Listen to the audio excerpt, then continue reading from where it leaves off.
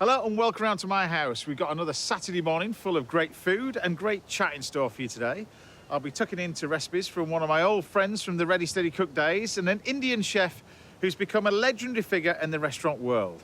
And I'll be joined all morning by a Strictly Come Dancing icon who's waltzing his way down to Hampshire as we speak. So we're doing it here. Let's get inside and let's get cooking.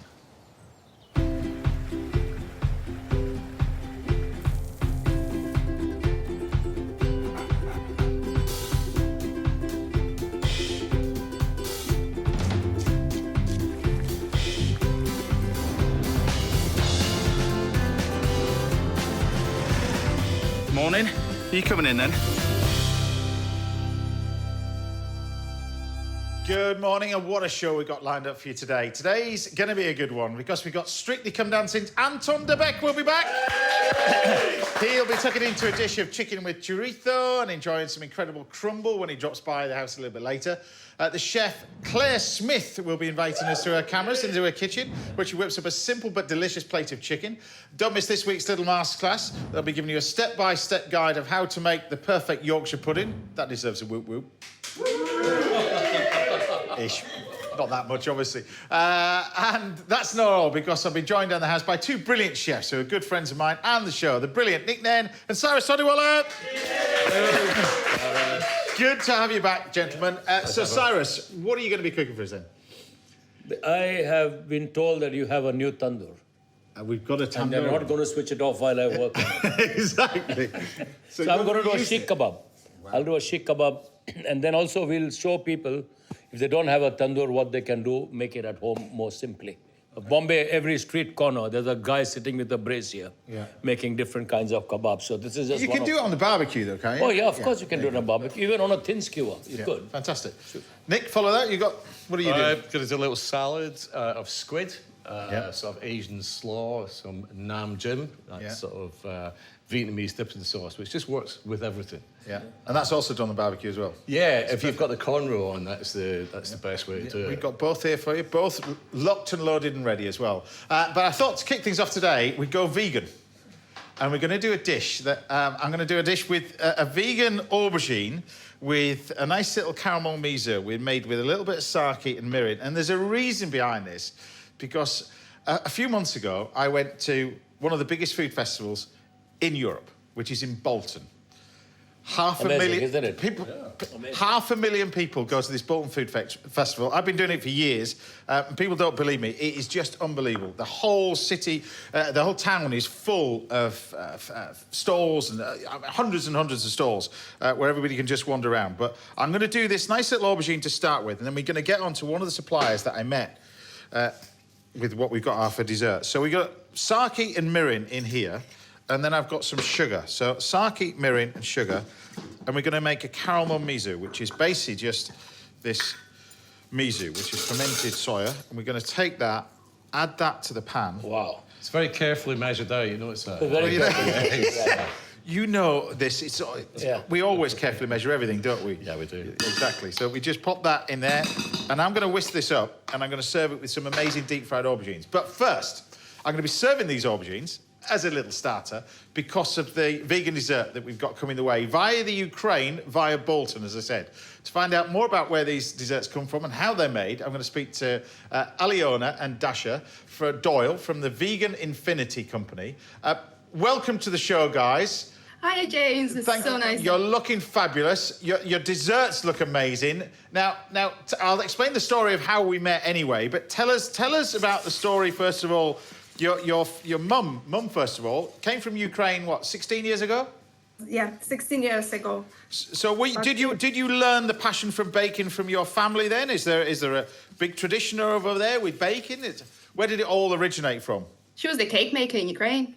She's always been the cake maker. Yeah, but traditional cakes, not vegan cakes. Vegan cakes I'm making for the last 3 years only. So, you came over here, you had a little baking business as well, and then you decided to... What made you decide to do the vegan? Because wasn't that with your kids and stuff like that? You were looking at the ingredients, first of all. Yes. First, my son, he had egg allergy and milk allergies. So I'm starting to looking for substitution, something what he can eat. And then it's then I made the course. Yeah. So this was this was a course that you found on the internet with a Canadian chef that you can't remember the name of her or him. Oh no, we can remember. You can't remember. So Yeah. She was the start of it all. now the first time I met you didn't remember who it was. Now you've just done some research on that since we first met. No, you were just so overwhelmed seeing. No, you you weren't. So you did the course online. You then decided to set up your own little business. So now you sell it. We met at the Bolton Food Festival. I'll explain why as well. Where do you make it? Is it done in your home? Where do you start? Right here. Yeah, right here from my kitchen. Yeah, everything, and still continue doing on my kitchen. So am I right in thinking the guys are there looking at it? So I'm gonna give the guys some little tasters first of all, because this is one of the things that stopped me on the street. I was tasting this, and if anybody's been to Bolton, it's an amazing food festival. It really is. There's stuff going on all over. There's bands and stuff everywhere. And you grab something and you're sort of walking down the street looking at the next one. This I tasted, and I went, hold on a minute, I need to go back. and found where you were. So these are the little chocolate truffles. So tell me about these little chocolate truffles, because these are amazing. How do you make these? Are you looking for the ingredients? Yeah, I just wanted. The guys are tasting them. How do you make that with no cream, no milk? How do you make that? No milk, no. And it's completely raw as well, so they've not been heated or cooked. No. But how do you do it? With the passion and love. That's absolutely delicious. That tastes like that's a ganache. Wow, that's which is proper proper. beautiful. Yeah, but a ganache you heat up. This has not been heated. So what is the base of it? You've obviously got great chocolate. What do you use? Coconut milk? What is it? What? Coconut cream. Right. Then cacao paste. Cacao paste. Cocoa paste. Coconut sugar. Coconut sugar. Well, while we get the whole recipe from you, I want to take this. Oh, wow. This was another thing that stopped me in the tracks. This is your key lime pie, right? The famous key lime pie. That's vegan cream. Yes. So the cream is actually made from young coconuts. So we scrape out the meat from the young coconuts and then make the cream out of them. Yeah. And it's very hard to find young coconuts. I bet. Now, hopefully the director has got the look on your faces when you taste this. Because this has got avocado. So you use avocado in this? What? The filling is avocado, yeah. So the filling... the lime filling is avocado. It's avocado, yeah. Yes. And the pastry? So how do you The set up paste the is pasta? made from Is it almonds? almonds, yeah. So the pastry's done with almonds.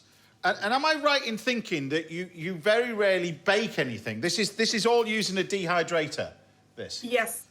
Yeah, this is dehydrator. Yeah. So most of our products are completely raw, so they don't come heated, so they maintain the nutritional value of all the ingredients. However, we've started now to do some baking because a lot of people like, the warmth of baking food. So we've started doing some baking, but it's still very health in mind. So that's a blind bake base. There. Yeah, so there's do a little bit of baking, but majority of it's done in a dehydrator. And when you taste these cakes that we got in here, I mean, I think they just look incredible as well. Where are you?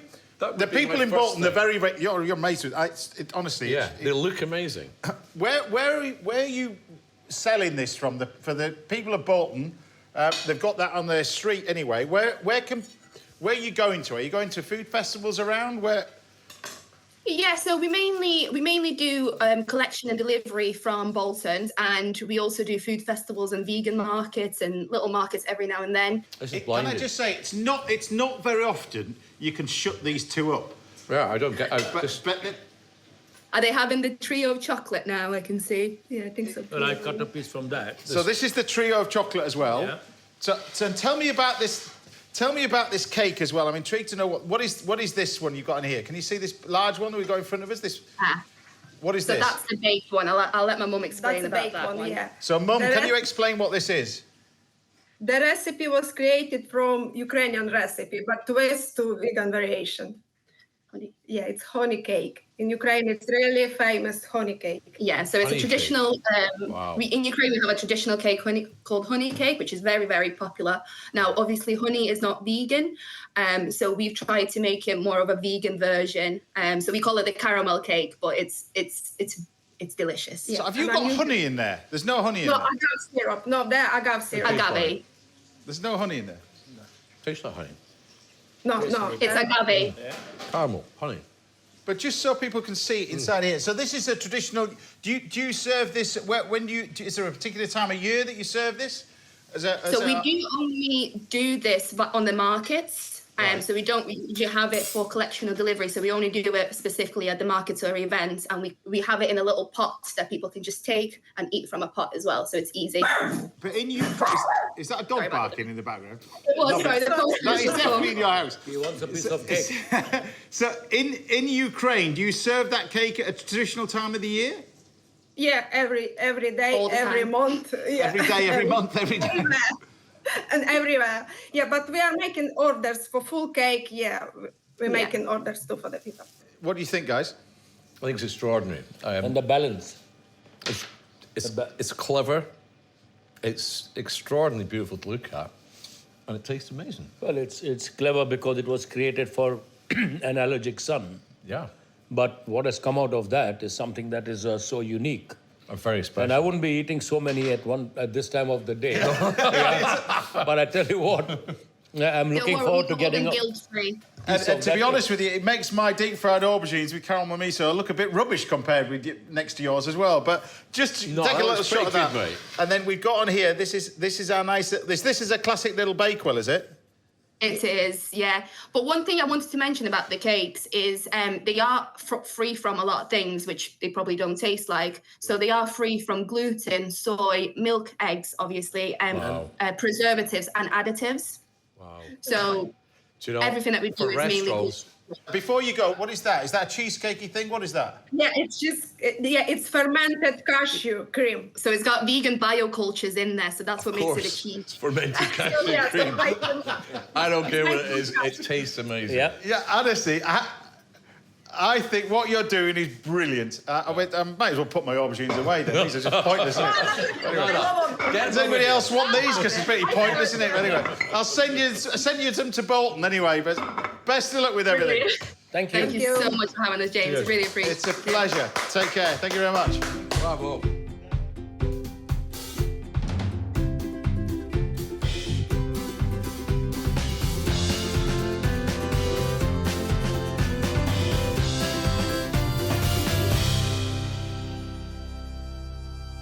Now, we're treating Strictly Come Dancing's Anton de Beke to a chicken and chorizo picada very shortly. And don't miss this week's little masterclass for proper Yorkshire puddings. That's coming up a little bit later. But join us again after the break when these two, we're trying to answer some of your kitchen dilemmas. We've done vegan food. Does anybody else want this? No, give it here, mate. Oi.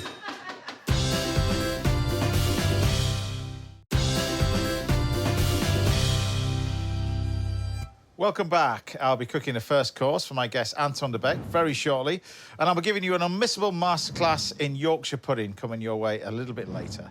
But before that, I'm here with chefs Nick Nairn and Cyrus Todiwala, and I thought the three of us would take a look at some of the dishes you've been cooking at home, if you're happy with that. And I'm going to fire you some quick-fire questions at you, if that's all right. All right, no problem. Good, a little bit later. But first, here we go. A big well done goes to Lorraine Forbes, who served up these homemade fluffy pancakes with bacon and maple syrup. A proper weekend brunch right there. Delicious. Crispy bacon, just Crispy fluffy bacon. pancakes. Little and bit lots maple of syrup butter. at the end. Oh, just a little bit. Oh, delicious. A bit Delicious. of butter on there as well. Lovely. Next up, we've got a photograph from Nick. That's Nick, not this Nick. I want to show off his prune and armagnac soufflés. Check out those. That's a very good souffle. I am a kind of souffle king. You are a soufflé master. Yeah, They're but pretty good, that's though, aren't they, those? That one up back left, that's proper. That's a proper one, but they're all pretty servable, all pretty good to me. Very good, yeah. There you go. And like how they've done the marking on the top of the souffle before it goes in the put oven. your thumb round. There you go. And finally, top marks this week goes to James England, who recreated a dish of chicken, lentils and red wine that Michael Caines did on the show. a few months ago. How good does this look? I love the video over the The video top. is great, isn't it? Very professional. Yeah. that Look one. at that. Very good. They're getting better, James. I know, They're exactly. getting better. 30 years of teaching them, we're not doing too bad. Ish. But there we go. 3 people anyway, there we go. Now, as well as your photographs, we've also had loads of questions about food and cooking. So I thought I'd put these 2 to the test and try and answer a few of them right now, if that's all right. So glasses are going to go on for this one. So first up, maybe you can answer this one, Cyrus. Please, this is from Colette. Can you share some tips on cooking rice? I can't cook rice properly unless it's boiled in the bag. Oh, that's terrible. Right, rice. Living in Britain today, you have to cook rice properly. then. I mean, you have such good rice. The You're best. talking about basmati, yeah. Well, most people use basmati. Yeah. The simplest thing to do, get my recipe online, cook it in the oven. So we cook rice in the oven. Do you wash it first? You wash it, drain it off. Soak it. No soak it long. No You soak don't it. have to. No. You start with the water. You flavor the water with the whole spices. Yeah. So we fry the spices, pour the water. It becomes a stock. Yeah. Put your rice in. 1:2. 2 times water, 1 time rice. Yeah. Gentle cook for the first 5 minutes. You got to stir it a bit. When the water is absorbed, keep your oven at 130, between 130, 140 degrees. Clean the edges of your pot. Put the lid on, into the oven. 20 minutes, turn the oven off, forget about it. Yeah. And you'll have the perfect rice coming out. Brilliant. It's just easy as that. Easy as that. Easy as that. And you could just gently cook it on the stove if you wanted to, but Gently very, cook it. very carefully. Just, Yeah, but because you see, what happens is when you cook from the bottom, you get one type of heat. Yeah. By moving it into the oven, you get the halo. So Yeah. it's steaming inside your pot rather than cooking. Here's one for you from Debbie. Recently bought a wood-fired pizza oven. We got it going. I know you've got a pizza restaurant as well. You've got 2 pizza ovens there as well. How do I get my pizzas perfectly round shape and stop them burning on one side?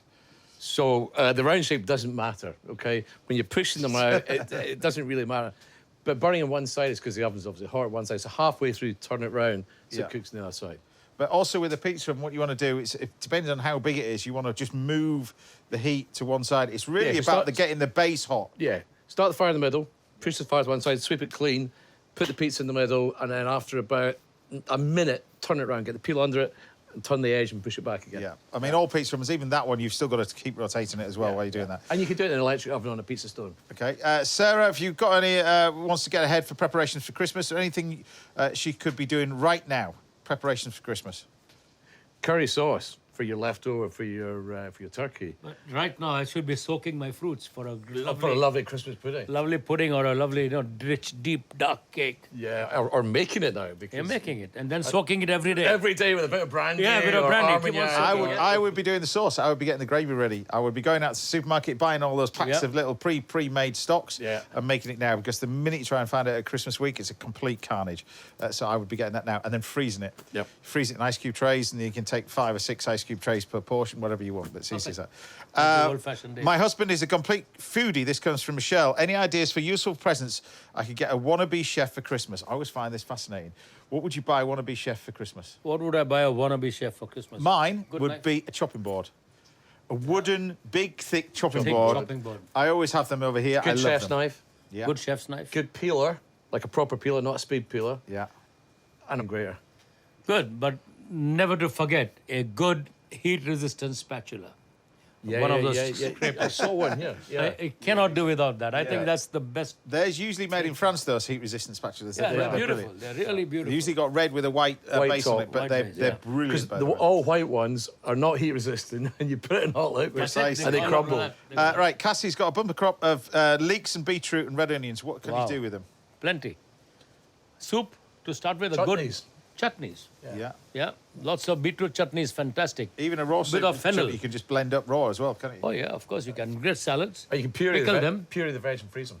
Yeah, you can then pickle them. You can yeah, puree pickle them. You them, can do yeah. what you Sounds want. pretty good. Right, Tracy, I've heard you raving, that'll be me, about Roscoff onions on the programme. Aye. I recently came back from France and I bought some, wondering what to do with them and how to get the best out of them. Roscoff onions, I think they're the best onions in the world. They're amazing. They're great. Cut them in half, cut face down onto a hot planche or a pan or a roasting tray. Get them and then black. get them black, roast them through the oven until they're soft, and then just leave them for 20 minutes. Just Yeah. delicious. But they make an amazing chutney because they have that lovely sweetness in them. Yeah. But if you brown them nicely and then make it into a chutney, It's just the greatest I thing cook in them the with world. beer for about 20 minutes in the skins and then cut them in half and finish them off on the barbecue. Or you can roast them in a really hot oven, but keep them skins on and cook them for about Yeah, 20 skins on, minutes. yeah. 20 minutes in beer, they're just absolutely brilliant. Right, here's another good one. Helen Brooks, in your TV careers, have you ever tried a dish cooked by a chef that you absolutely hated and pretend that you liked it? Yes. I have, but just don't tell Galton. No names, no back joke. Yeah. My superstar. But do you know what I really would love in television? Right, I'd love when you taste another chef's, you spit it out and go, oh, it's disgusting. You never do that, do you? Never. It's respect for each other, I think. Oh, it's delicious. So, Graham in Kent, I tried to sprinkle OXO cubes over the steak after seeing it at the programme. Loved it. That was my little tip that I get from Wolfgang Puck. Have you got any simple little other food hacks that I can make with everyday ingredients that makes it taste amazing? If you're making a chicken stock, crumble in a chicken stock cube. Yeah. But if you're doing a steak or something like that and you want a bit of spice flavor, I roast cumin seeds and blend them with sugar and keep it. And you just sprinkle a bit on top. It just brings the flavor out. Sugar and cumin seeds, roasted cumin seeds. Man, and on vegetables, just amazing. If you ever find yourself in a Chinese or Japanese supermarket, kombu, which is like a type of seaweed, it's like kelp. Yep. If you can buy a piece of that and put it into the potatoes when you're boiling them, taste that. Yeah, so it forms its own Oh, stock. it's got this umami. I keep powdered kombu. It's fantastic. It's the Umami. umami sort of flavour from Yeah. it is absolutely, particularly with the small potatoes as well. It's absolutely brilliant. There we go. Right, my wife and I. This is from Jack. Love veggie curries. Could Cyrus recommend any quick and simple recipes that I should try at home? Quick, simple, easy. 1 onion, 2 tomatoes, bit of garlic, bit of ginger. Put it all into the blender at the same time with a spoon of cumin, coriander, a little bit of red chili powder. Puree it down nicely. Just making these recipes up again. Yeah, like yeah, he does. No. But It's brown oil. Coconut milk. Yeah. And just cook it gently. And put some lovely soft boiled eggs inside. Just 6-7 minute boiled egg. Peel it and nice. just simmer it in the curry. Put vegetables if you like. It's the most simple curry. It's a Kerala style. They do add curry leaves to it. Of course, if you don't have curry leaves, don't bother. But it always works. So I've got 2 more questions for us. Gareth, how do I make decent mash? Even though I use a potato ricer, after adding the butter, sometimes milk, the mash often feels overworked and starchy. Right, cook the potatoes properly It's first. the type of potatoes key to it. So, Bacon yeah. potatoes, I would have said. Yeah, if you get Red Rooster, which has become the kind of taken over from Harris Piper. Harris Piper. Harris Piper, thank you Yeah. very much, James. Yeah. And all cut to the same size. Don't let the water boil. Just something salted, but they drop off the end of the knife. Drain them, put them back in the pot, and leave them on a very low heat for Yeah. about 10 or 15 minutes until you start to see little white specks on the outside, that's which the is the one. starch drying out. And then mash them. I just use a hand masher. I'm not bothered about getting Yeah. it too silky. And then butter, Cream. butter. Well, you've got cream. butter, possibly milk. I would use butter. I think the best mashed potato is equal quantities butter, cream, Yeah. and potato. Why not? Well, I think I think it is really. But I think if we're talking about buying somebody for a gift for Christmas as well, potato rices are really good. The key to that, I always think baking potatoes. So if you've got time, bake the potatoes as well. Get the big potatoes, Yeah, and then scoop them out, and then scoop them out. Yeah. because then it's a problem solved. But either way, you've got to cook either one really good. So one more question that we've got on here. There we go. This is a good question to end on. We've got Mark. If you could eat any food from one country or region for the rest of your life, what would you choose? Me, dal, lentils, And country? India. India. How could you do this to me? And I have thought about this long and hard many times. I probably think my favourite cuisine on the planet is Indian. So if I was going to have to just eat one cuisine for the rest of my life, it would be Indian. And you talked about Kerala in the south and the fish curries and the coconut cream. Yeah, I love that. I love it. Well, mine would definitely be Yorkshire, because as we all know, Yorkshire is a country.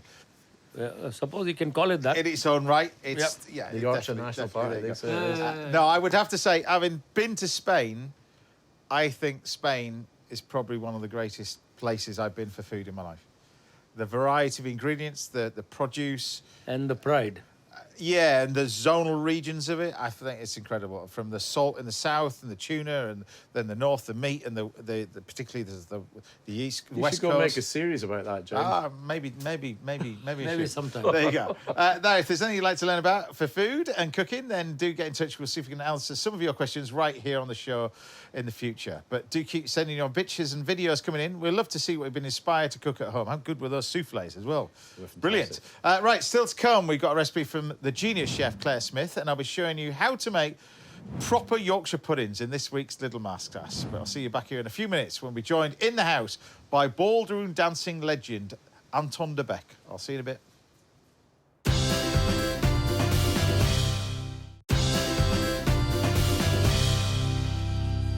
Welcome back. Now we're teaching you how to make the ultimate Yorkshire pudding in this week's Little Masterclass, and Chef Nick Nairn will be treating us to some char-grilled chili squid a little bit later. But first, I'm here with the star of Saturday Night TV. Go on. He wrote that bit. Who has made, definitely wrote this next bit, who's made his name for himself in the ballrooms and bookshops of Britain. It's the brilliant Anton de Beke.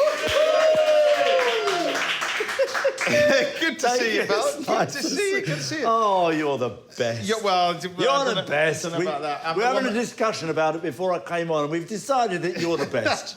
Well, thank you very Yeah, much. you are just But anyway, you're here because you're a keen foodie, but don't cook very much. At Even all. though we saw you recently on ITV cooking Yes, away. yeah. You didn't get a phone call. I didn't get this phone call. Otherwise, you would have won it, and it would have been, yeah, anyway. So we're going to do the Spanish-style chicken. Spanish with chorizo. Brilliant. We're going to do it with peppers, onions, Lovely. bay leaf, a little bit of smoked pimenton, some sherry, and a little bit of, these are grated tomatoes. Grated. Grated tomatoes. You You just to grate the tomato.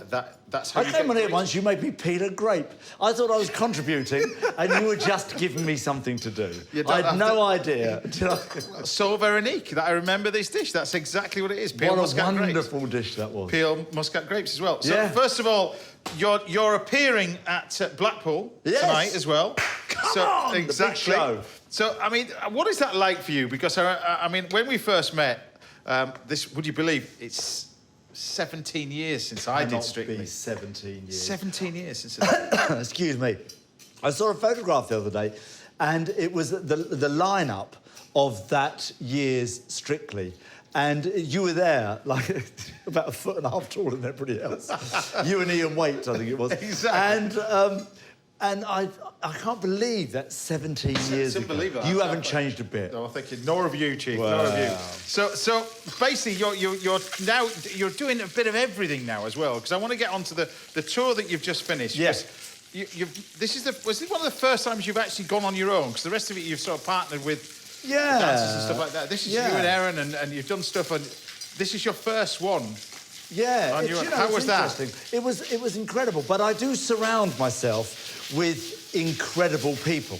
But it was an evening with me, and I have to tell you, I had the most incredible time. The audiences were incredible. I had them text me while I was on stage.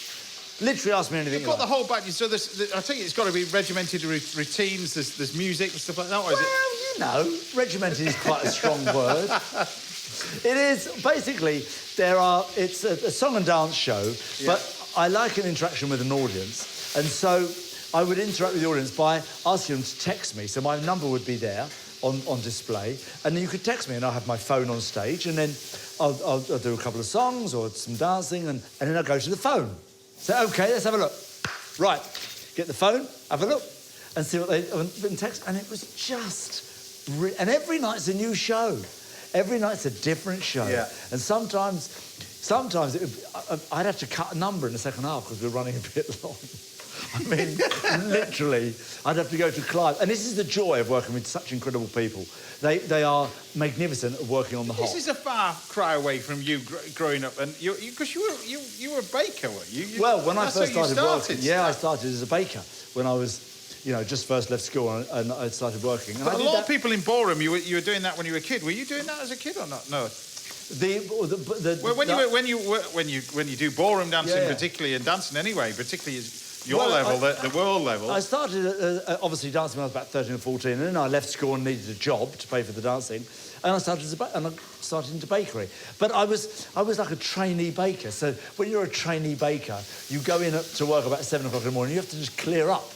And then as you go on, I remember my first job was to put jam in the donuts. Yeah. And you have to sugar and jam the donuts. And so that was my... Hey, mine was buttering bread when I first... I gone from pot wash for a year and a half, and then I got promoted to buttering bread for sandwiches. Exactly, I became a semi-skilled... Not making the sandwiches, just buttering the bread. And then you get promoted up to something else, and then before you know... Well, not before you know, after about... I did it for about 4 or 5 years, maybe. I became a skilled baker. Yeah. And I liked it because it was precision, and I understood you need 200 grams of that, you need a bit of that, and some of that, and you well, put that's it in the thing is this. about, I mean, particularly about your job, I say to everybody, because, like you said, I can't believe it's been 17 years since I did it. Yeah. The precision that you go through, all of you, whether it's the males or the females dancers, it's the precision that you just can't get your head around it. No, and the amount of hours you do. It's like, well, you know, it's back to you guys again, really. It's technique. What you have to do is you have to master the technique, and then you can create the freedom of expression. But you can't put expression on nothing, otherwise you get nothing. So you've got to have some sort of foundation for your expression. Yeah. And once you've learned what this grating tomatoes does, and you've worked out all the stuff with the thing and you lob it in... And you lob it in. And you lob it in and you give it a bit of that. And then you can create. But you can't create if you've got no foundation. And so that's dancing, really. You have to go through the hours of technique, heels and toes, posture, frame, movement, and you're always increasing. So there's never perfection. You're always making more. Can I just say never perfection? And, you know... Apart from yourself, of course. No, definitely not with me. Definitely not with me and dancing as well. But look, I'm just going to recap what we've got here. We've got onions, we've got garlic, we've got peppers. Usually green peppers in classical Spanish food, but we've got red over here. We've got a bit of smoked paprika as well, pimenton. A little bit of bay leaves goes in there. These are the grated tomatoes. So you take tomatoes, you just grate them. I've never seen a grated tomato. Well, you know when you have, in Spain, where you have tomatoes on toast? Yes. That is grated tomatoes mixed with garlic and olive oil and a pinch of salt. Do you know what they call tomatoes on toast in Spain? Go on then. Tomatoes on toast. Look. I mean, I thought they would have got more. No, it didn't get anything. So we've got chorizo, as Barry calls it on there on camera 4, chorizo. Chorizo, this one. Say what you see. Yeah, nice. Exactly.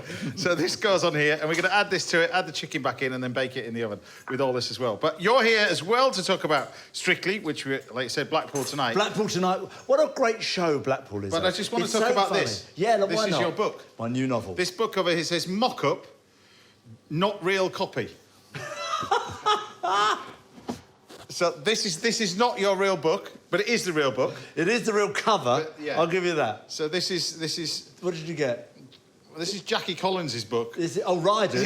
All right, okay. There's a bit of bedtime reading. Tell me what this is about then. Well, this is the continuing story of the Buckingham Hotel. Yeah. And we've got a new character arrived into the foray, but he's from Raymond's past. He knew Raymond when he was younger, and they were dancers on the continent. Right. But Raymond has left the part for the time being. He's out in Africa fighting Rommel. But we get to see a bit of the backstory from Raymond, which was really exciting because I could sort of fill out Raymond's story a little bit. And where do you get time to do all Well, this? it's just... Do you know what it is? All of this stuff just mills around in my head. And I have a great team around me. But when you're doing the tour, that takes... I mean, I've just come back, I've just finished my tour. It takes all your time. It does, but you also do... I mean, like you, I drive around from venue to venue. And during that time, I'm just thinking of stories and characters and sort of developing stuff and what might happen and all this. And then I'm on the phone to my publisher and my editor going, listen, I've got an idea. What about if we go over? And I rattle off all this stuff. Right. So it's a really exciting process. Do you get a quiet time? Is that once the Strictly thing is finished? Do you get... But I suppose then you're on tour. Then that's on tour as well. When do you get a quiet time in your life? No, I tend not to have too much quiet time. I get a bit bored. And be banging on the door. Teach me how to cook. But I'm very lucky because I do a lot of varied stuff. So it never feels like I'm doing a lot of the same thing. Yeah. So, you know, we'll come out at the end of this series of Strictly Come Dancing. We'll go into next year. I'll have panto at some stage probably over the Christmas period, which is the traditional part Yeah. It's usually when And Panto is. when it generally is. And then we'll go into next year and then we'll do the Strictly Come Dancing arena tour with the celebrities. And then I'll probably go out on the road again next spring and do a new show. Actually, I say probably, I will. So we're just going to start putting that together. Well, we could talk all day, and you're sticking around all day anyway. We could talk about all day, even about all the theatres, because there's some amazing places. I started my tour in Blackpool, which is where you are tonight. Yes. At the Winter Gardens. But you're going to be at you started... I started mine at the Blackpool, and I Opera ended House. last Sunday at the Palladium. Look, you're so showbiz. I love this. So I'm glad I've rubbed off on Yeah, but you arrive on stage in a top hat and tails and a cane and with an orchestra. Right. I arrive on a flying pig. There. This is your chicken. Look. Oh. So this is your chicken, and we've got in here. Just to recap what I've got in there. I'll pop the chicken in, sealed it all. That's got the peppers, a little bit of the sherry in, the grated tomatoes. Let me ask you a question. Why do you seal it? What does that even mean? Just a little bit of colour. Is that all it is? Well, otherwise it's going to look really anemic when you just Right. serve it, you see. And then you want a nice, good pinch of salt. Yeah. This is what I call a chef, it was called a chef's pinch of salt. People always... People go, pinch of salt. Chefs go, pinch of salt. Whack. It's like a snowstorm of salt. It's like a blizzard of salt. It's like you've got dandruff. So look, this is piccata. This is what they use to thicken up. This is the bread and the almonds, and you just pop that in amongst the rest of it. But this is this parsley, fried bread, almonds. Fried bread. This is amazing, this sort of stuff. But they use this in soups and stews and bits and bobs, and it just thickens up this little sauce. It soaks in all these nice little bits of oil, and we stick that all in there. Isn't that incredible? And then I'll just serve a nice little portion of it, which we can then lift this out. Are we good to go? Well, nearly. Oh, this is terribly exciting. So, Look at that. and then you've got this beautiful little dish with the chicken and chorizo, like that. It tastes amazing. You're all prepped for this. I can't wait. There you go. Bit of that. I'll take the sherry, and then we'll just take a little bit more of this piccata. Did you forget I was coming? What's with these paper napkins? Were you not expecting me or Look, something? you can have this. Nobody's allowed to use this. This is what we call a what do you call it? A showbiz tea towel. Nice. Sam Head, who gets all the bits and pieces with the show, I get told off if I even touch this. Right. Because it's a stunt tea towel. A stunt one. Stunt one. It's a real one, but It's you're a not real allowed one, to touch it. but- But I'm pretty sure she loves you, so You're not allowed to use it. I'm going to do this. I'm going to lay it across my lap. Yeah. Just don't put any bits of tomato or peppers and bits and pieces on it. So there we have it. My version of a little Spanish dish, chicken with chorizo, or as Barry calls it on camera 4, chicken and chorizo. Done.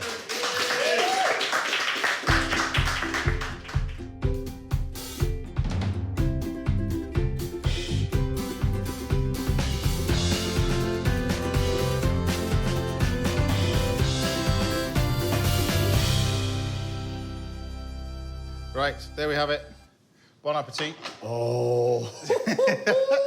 Or you can have that one as well as if you want. But when you're finished, take this to Blackpool with you. I'm going to take... Yeah, drive carefully in the boot of your car. But Look how amazing this is. it is delicious. Do you know when I cooked chicken, it looked a little bit pinkier than this? Pinkier. Well, taste it with the almonds and the almonds, the breadcrumbs. Sometimes you put a little bit of garlic in there with the parsley. It's a great way to thicken it up. It's good though, isn't it? Oh. You're going to stick around because we've got one of your favourite things for Pud. We've got, don't mess up that tea towel. We've got crumble and custard for you. For a second there, I thought, don't mess up that tea towel was the name of the pudding. Crumble and custard a little bit later. Crumble and custard. That's what's in. Oh, I'm moving in. That's what's coming. I'm staying There you for the go. weekend. Right, there's a little masterclass in Yorkshire pudding coming up your way very shortly, but see you here just after the break when we get ready to tuck into a recipe from the 3-star Michelin chef, Claire Smith. I'll leave him on his own for a bit.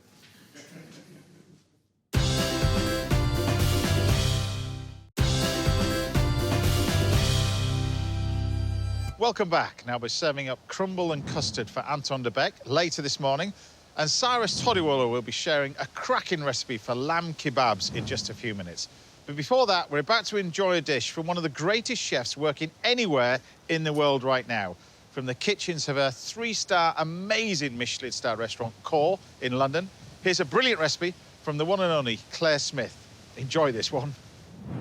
This dish is called charred chili chicken with jasmine rice. It's another team favourite, something that we cook for ourselves when we have a break, and it's literally start to finish 30 minutes.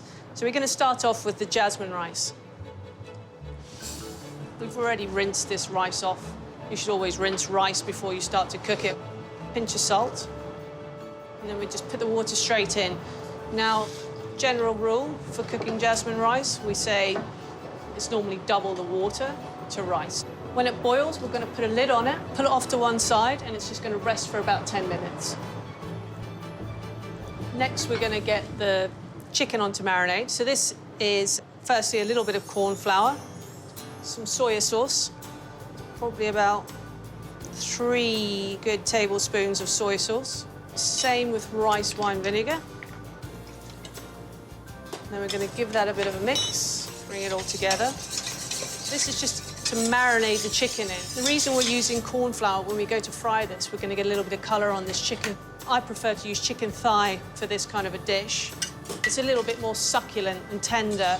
It tends not to overcook so quickly. Breast can be a little bit dry. But we're just going to mix that through. And that's going to go into the fridge for about 15 minutes just to marinate. Next, we're going to toast these peanuts. We're just going to get a little golden colour on them to bring out some of the flavour. These are going to add a great crunch and texture to this dish.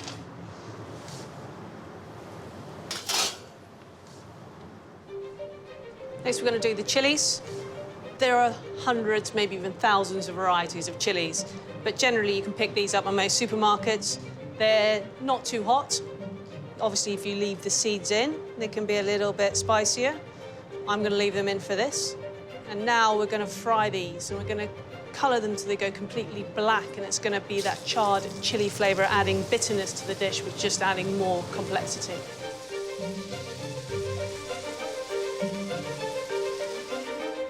So we're going to add some ginger now, probably about an inch piece of ginger. I'm going to just dice it up nicely. The ginger's going to, again, add a nice heat to the dish. Again, adds a little bit of bite and texture when you're eating it. Next is the spring onion. We're going to slice nice and thinly because we're going to add them right at the end. They're just going to, again, add some crunch and some freshness to the dish.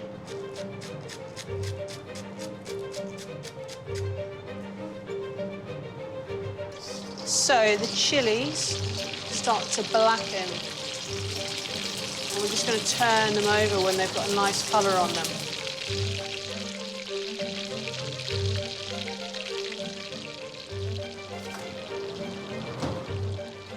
So those are the peanuts. You can see they're nicely toasted all over. It'll take about 5 to 10 minutes. So the last thing we're going to chop up for the dish is some coriander. I love coriander, super fresh, especially in Asian dishes. What we're going to do is actually just chop the stalks and everything. There's no need to pick it down for this. We'll just fold it over in a little bunch and cut it quite roughly. If you cut herbs too much, you kind of bleed all over the board and bruise them. We're going to add the coriander right at the end, just before we serve the dish, because it's really fresh and we don't want to cook it. So these peanuts, we're just going to chop them roughly as well. Again, peanuts, great in Asian dishes. Just add that texture and crunch. And the reason for toasting them is just kind of brings out that depth of flavour. And with dishes like this, they're actually incredibly simple. So you want everything to be super fresh and tasty, and it just kind of brings everything together.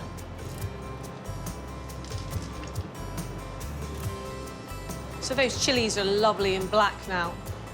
And that oil is really flavoured up. It's got all the heat from the chilies and all that lovely charred flavour. So it's ready to cook the chicken. I'm just going to take it out of that marinade and drop it in to that oil. It's been marinated for about 20 minutes, all of the flavour of the soya and the rice wine vinegar. The soy sauce is also going to help to colour it up. But we want to just leave it until we can see that it starts to colour, and then we're going to turn it around. And at this point, we're going to add the ginger.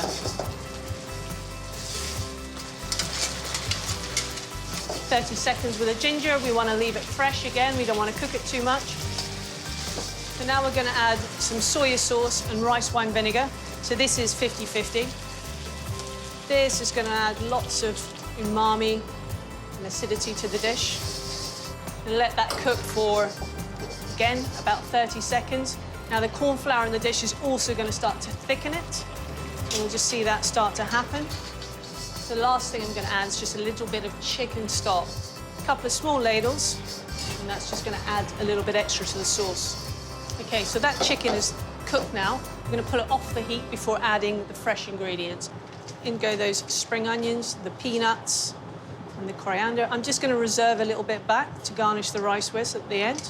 And we're just going to stir it in. Stirring it in, we're not going to put it back on the heat at this stage. And that's it. That's really simple. And you can see all that lovely sauce has coated that chicken.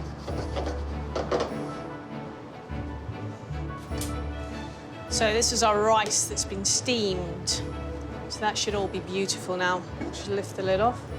And we're going to flake that up a little bit. So you can see it's all fluffy and lovely. Really simple. You just serve this in bowls. This is staff meal for us. I'm going to pack that up. OK. There we go. We've got some of the spring onions and coriander and peanuts that we had left over. Just a little garnish going on top of the rice there. Next, we're going to get that beautiful charred chili chicken. And make sure we're getting all the sauce as well. Generous. And then we've got those charred chilies from earlier. Now, you don't have to eat these. They can be a little bit spicy, but we always say eat them if you dare. So we're going to put 2 of those in. And then just a couple of little sprigs, again, of fresh coriander. OK, so that's our charred chili chicken with jasmine rice. And believe me, any chef or any aspiring chef is going to be delighted with that for dinner.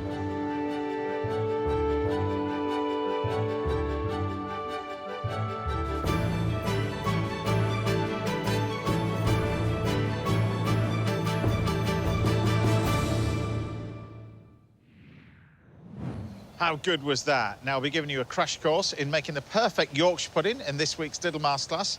And there's still loads more to come from my guest, Anton de Beke. That's coming up a little bit later. But I'll see you back here in a few minutes when Chef Cyrus Todiwala will be taking over the outside kitchen and he'll be firing up the tandoor. I'll see you in a bit.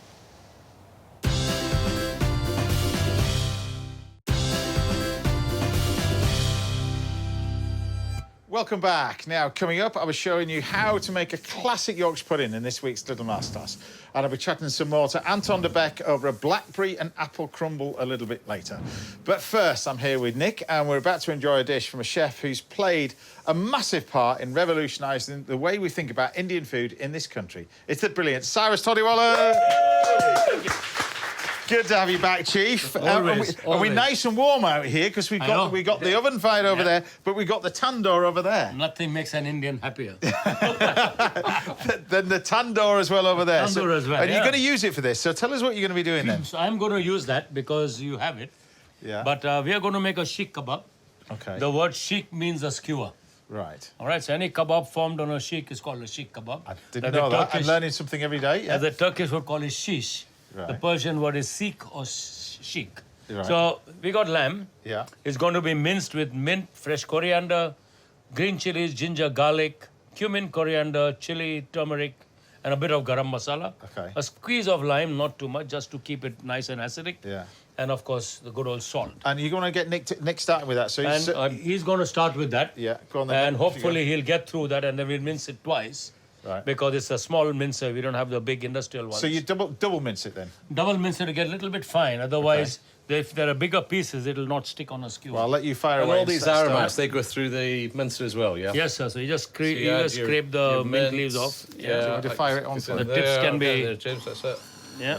And in goes the lamb. So you put it all through. And so particular leg of lamb, do you use leg, shoulder? Shoulder, of course, is sometimes better because you get a bit of muscle. Yeah. And you also get a bit more fat on it. Okay. So it helps to mold better. Is it I mean, I'm saying this, is it... Because I've never done this kind of kebab on it. I've always done it with chunks of meat and fish and that kind of stuff. But I take it you need a little bit of fat, but not too much. Yeah, a little bit. If it's too much fat, it'll slip through. Right. A little bit of fat will keep it nice and spongy and juicy. Right. And of course, they can add bread into it to keep it more firm. So is this from a particular area of India, or is this all over India? Actually, this is all over India, but if you go to a place, Bombay, for example, where the primary... He's putting you to work. I know, of course, that's what I'm here for. One of the communities we have called the Chilia community. Right. And what they have is their own... They love a little bit more mint in their kebabs. Okay. Because they traditionally old Persian influence on their cooking. Yeah. And then in some parts of India, there may not be that much mint added to it.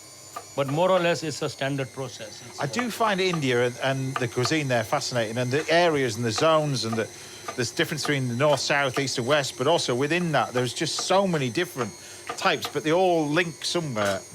Yeah, but a few things are common. Otherwise, you're going to spend 1,000 years just scratching the surface. Yeah. Easily.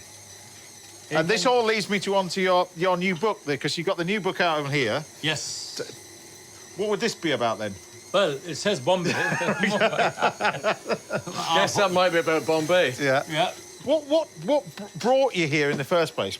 Your love of food? Because back in the 90s you were awarded like best Indian chef in the country. I mean, it just went crazy for you. MBE, CBE, OBE, it just keeps getting... The list is adding and adding and adding. But what brought you here in the first place? The love of... Well, a friend, actually, because we had migrated to Australia, in short. But this friend of mine asked whether I'd like to come and run a restaurant with him here in London. And London I loved, because I'd been here in '83. I'd worked for a few months at the Hilton on Park Lane. Yeah. You know, just before we hosted the Commonwealth Summit in India, in Goa.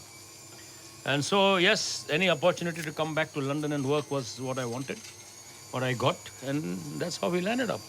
So what we're making now, So we are going in for a fresh green chutney. Yeah, which is mint and coriander, equal quantities. Yes, so similar ingredients to that mostly. So garlic. And lots of garlic. Well, it's not lots for Indians. Sugar. Yeah. Okay, and these are different kinds of chutneys. This is very much a chutney we love, because the Parsis, my community, will add cumin and sugar. Right. The Muslim community won't add sugar. They will add cumin. Right. But we like ours a bit sweet, salty, tangy, sour. Okay. So that's what goes on. The South Indians will not add garlic to it. Yeah. Okay. This is what I mean about the different areas that you go. There is a link, but there is particular food cultures out there, very, very unique. So they will add ginger, of course. They may not add garlic to it. Yeah. And again, after they make the chutney, they may add fresh coconut to it. Okay. Or they may also add. They may also do what we call a tadka. Right. Which is sizzling it. So you heat up a pan with oil. Okay. You put crackled mustard seeds, black mustard seeds, cumin, white lentil, and curry leaves. He is like an encyclopedia of... But you do that on top of dal, tarka dal. Yes. But not mustard seeds. Oh, not mustard. Sorry. So once you've double mixed it, could you use lamb mince or? You could use lamb mince. Yeah. But depends how good it is. So if you get 20% fat, it's too much. 10%, 5% fat is what is good. I tell you what, though, this is incredibly fragrant. Sir. I hadn't expected it to be so fragrant. It's interesting. Putting the mint and the coriander through it as well made all the difference, hasn't it? Well, this is it, because this is the that element of that culture which likes the mint into it to give it more flavor. So, right, so we'll fast forward to this. Nick's going to finish this off. So this is it important to leave it to rest? It's important to chill it down as well, if you can. Right. If you can. Because letting it rest a little bit is good. Letting it rest too much will release water. It will start oxidizing. Okay. So you don't want it to oxidize and get black in color. It does that sometimes. Sometimes it dries out too much. So a bit of fat helps on that front. What silence. Well, I'm about to fire this one up in a minute, but you'll have noise there. But what I can do, right in the middle here, so... But you put a little bit of water in this. Sometimes you put oil in it. the machine won't hold it. But And sometimes... you can put oil afterwards for preserving. Right. So if you once you put oil into it, it will last longer. So we just blend it. You after a paste? Yes. You want a paste. Do you want more? More? Yeah, Keep blending or just... Just blend it more. Just keep blending it. Yeah. Okay. Needs to get smooth. Okay, I'll keep that going. So tell us about these then. So if you were going to do this and you... Obviously, not got one of these.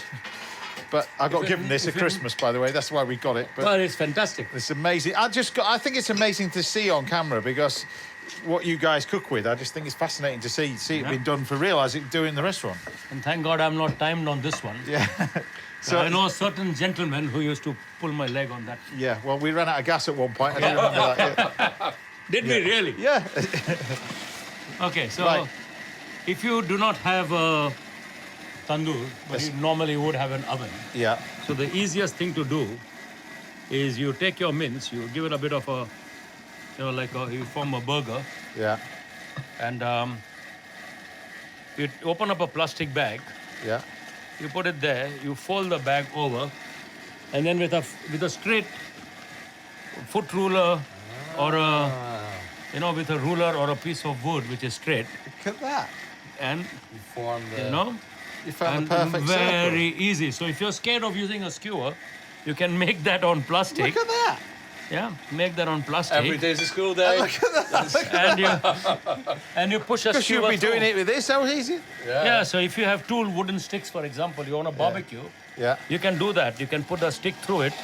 So you can go thin or, go love it. bigger. And then we can chuck it on a tray. Like here, we'll put a bit of oil on this. Bit of oil, just a bit of oil, tiny bit. Spread it out like that. And we roll a kebab over, yeah? And all you do is then chuck it into the oven. So let's make another one. We'll put two in the oven Okay, I'll hold that, chef. because, thank you, sir. There you go. And that will be very safe, of course, And compared you can to use that. actually one of these as well, can't you? Yes, you can. So because I have a big board, so I took out that one. Can I grab the oil? Do you want a little bit of oil in this chutney? Yes, you can, sir. Yeah, just a little bit Yeah. of oil in here. So here we go. So this goes in here. Put the over. So you've got And you can take a back of your knife, and just do that. That's slightly dangerous. Yeah, I know. It's for In the chefs, hands it's of a okay. chef, yeah, it's very good. Yeah, But a wooden I spoon. just think that is so clever. It Look. is clever, yeah. yeah. Oh, So, yeah. and then you do that. It's Simple. amazing. Look at Yeah, that. that's amazing. Yeah. Sorry. I never. You can imagine people watching the whole programme, learning so much, but the one thing they're going to go away with, I'm going to do that. 'Cause Exactly. That's so easy. There's a pot thank to you, wash your sir. hands there. You need that. Thank you. Thank you. Right, I'll get rid of this. Yes, but sir. we're going to make it using one of these. Now, the skewer for these is quite important, isn't it, really? Because when I got the tandoor, there's small, medium, and large thickness in Yes. skewers. Yes, and you get square ones for those who are scared. But by and large, Those were scared. those who are afraid of things slipping off. Yeah. Okay. So you press the mince as much as you can, make it a bit smooth, okay? So just like you would a burger, you want to whack it with two hands, you can do that. And then you go over the skewer, Oh. mold it there, okay? Just press it down, wet your hands, and then with this movement, you go back and forth like that till you get the shape you want. You've done this a few times before. I could just... Yeah.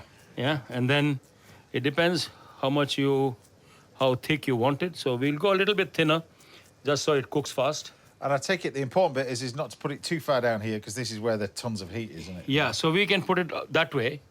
Yeah. You can put it that way. So if it slides, it gets caught over there, Right. which can happen many a times. It does happen.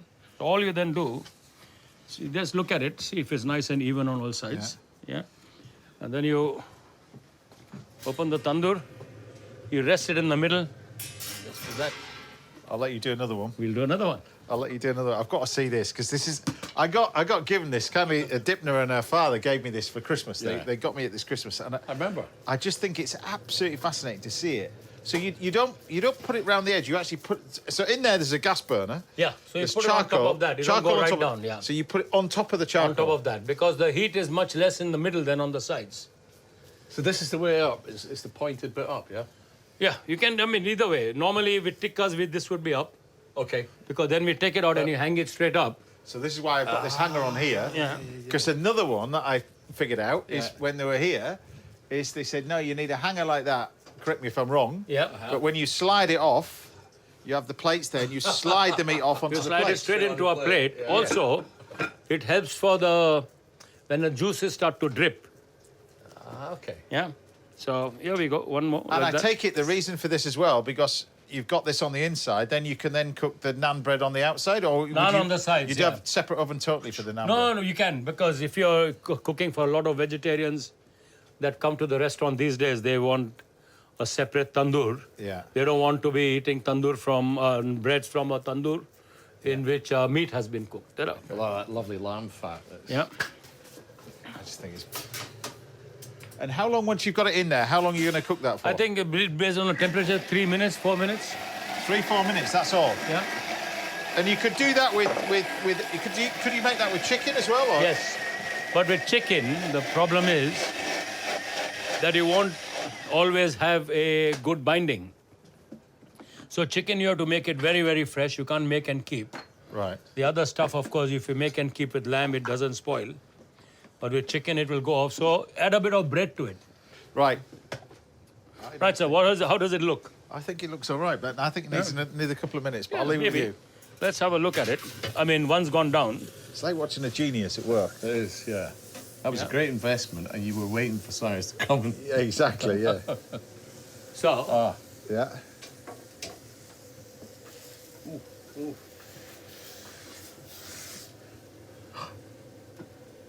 Wow. Did not expect to see that. and then you got another great device here. So, Right. these are, of course, They're not homemade. they're not homemade, but, you know, if you put a bit of water there and just stick it to the side.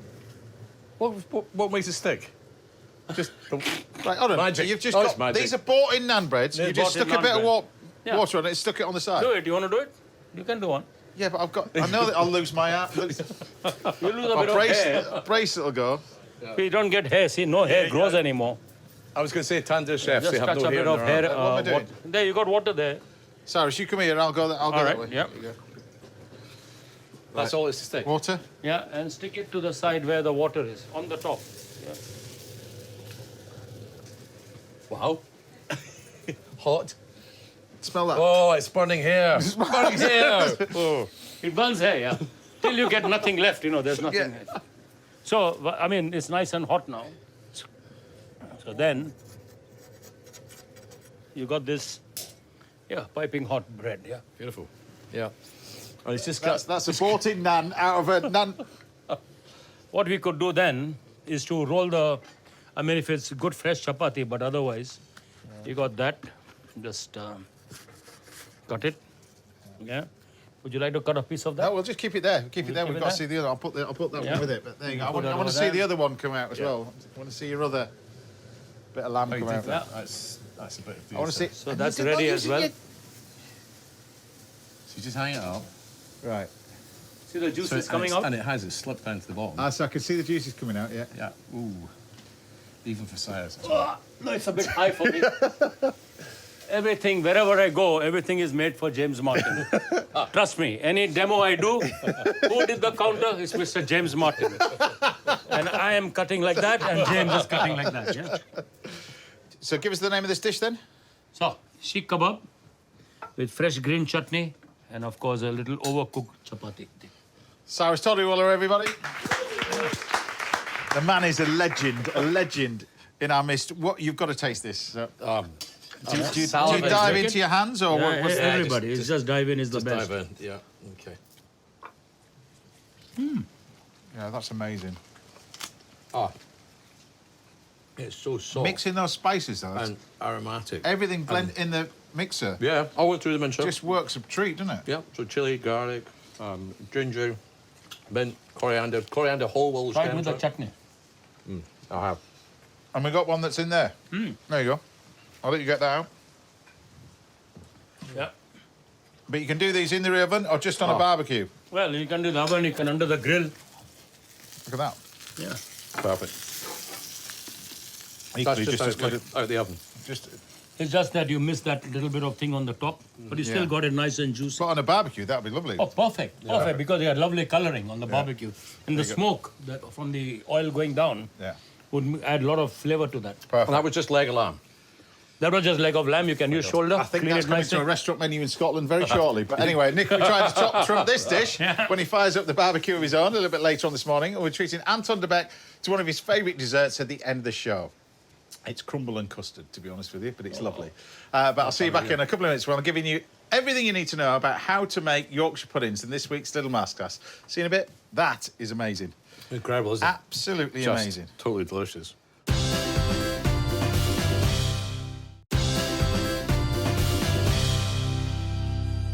Welcome back. Now, there's still loads more to come from Strictly Come Dancing's Anton de Beke this morning. And Nick Nairn will be here with a recipe for an amazing char-grilled squid. That's coming up next. But first, it's time for this week's little masterclass. And this week's masterclass is for everyone. And I mean everybody. There's hundreds of you that have been emailing the show asking for my recipe for the perfect Yorkshire pudding. I do seem to do this every year, really. But particularly this time of the year, really, as the weather starts to close in a little bit. So I'm going to do my version of a classic Yorkshire pudding. So the key to this, really, is sorting out the tins first. Before we do the batter, let's talk about the tins. You can do it in a normal tin if you want. You can do it in these little rubber mats. It's entirely up to you. If you are doing plenty of them, and you've got a big family coming around for Sunday lunch, and you do plenty like this, my advice is, even though you've got 2 of these, I wouldn't fill the centre 2, because it can basically, there's too much steam, and it doesn't, the fan oven doesn't circulate around. So if you are going to then do these, kind of put these on 2 separate trays, really. That's what you want. Or you can make these in advance and freeze them. They freeze really well. You do need a fair bit of room in the freezer because they get big. But they're really nice, these. So if you are going to do plenty, then spread them out of the oven a little bit. So the fat that you put in here, first of all, is this. I've got some dripping over here. You can use lard, you can use veg oil, whatever you want, but not olive oil. Olive oil is too strong in flavour and it will burn while you're doing these. So we take some dripping that we've got in here, because we're going to serve these with beef, of course, or you can do this with a little bit of olive oil if you just want to have these without. But either way, it needs to be filled with a fat or an oil that gets quite hot. So what I'm going to do is just take these. They're going to go into there. And then I'm going to pop this straight in the oven. So nice hot oven. Get that nice and hot. That's going to stick in there. Now, that's for the Yorkshire pudding. If you're doing a toad in the hole, it's done exactly the same way, but obviously using a bigger dish and a little bit more fat. So we're going to take our dripping like this. You want a decent amount, a good dollop. And then the sausages, nicely but quickly colour them and pop them in the centre-ish of the tray. So you don't want them on the outer edge, because if you put them on the outer edge, that's where Yorkshire pudding rises. So try and keep the outer edge free. And then obviously heat this exactly the same way as I'm doing to the tray in there anyway. Then the mixture itself comes in the form of this over here. So flour, eggs and breadcrumbs. So flour, first of all, that can go in here. Plain flour we're using, not self-raising. And then 8 eggs. 8 ounces of flour, 8 eggs, medium-sized eggs, and a pint of full-fat milk. That's what we want. Now, this is my old grandmother's recipe. My Granny Smith, God bless her, they'll be looking down on me now, smiling away. But this is her old recipe, and I've never changed it throughout all these years, the restaurants, everything else. I just think it's ace.